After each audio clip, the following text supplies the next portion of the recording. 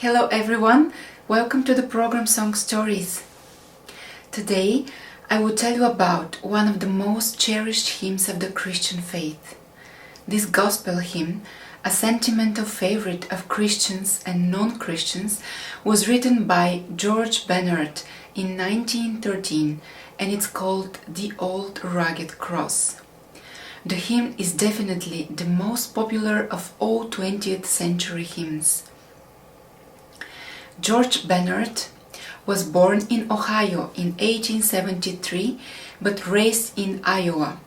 Converted at a Salvation Army meeting, he later became a Methodist evangelist. When he was in Michigan, he passed through a trying experience which caused him to reflect seriously about the significance of the cross and what the Apostle Paul meant when he spoke of entering into the fellowship of Christ's suffering. Bernard was convinced that the cross was more than just a religious symbol, but rather the very heart of the gospel.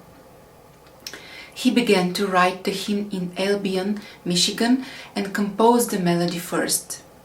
The words that he first wrote were imperfect, but the words of the finished hymn were put into his heart in answer to his own need.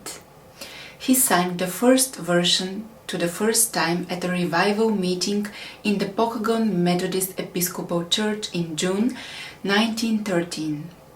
First, Bernard sang his hymn with guitar accompaniment and then a 5-voice choir sang with organ and violin accompaniment. Shortly after, it was heard at the Chicago Evangelistic Institute, introduced before a large convention, and soon it became extremely popular throughout the country. The Old Rugged Cross became one of the most widely published songs, either sacred or secular, in the United States. In October 1958, at the age of 85, George Bernard exchanged his cross for a crown. Near his home there still stands a 12-foot high cross with the words "The Old Rugged Cross, home of George Bernard, composer of this beloved hymn." Today, the church building in Pokagon, Michigan, when Bernard performed the hymn for the first time, is owned by the non-profit Old Rugged Cross Foundation and welcomes thousands of visitors every year.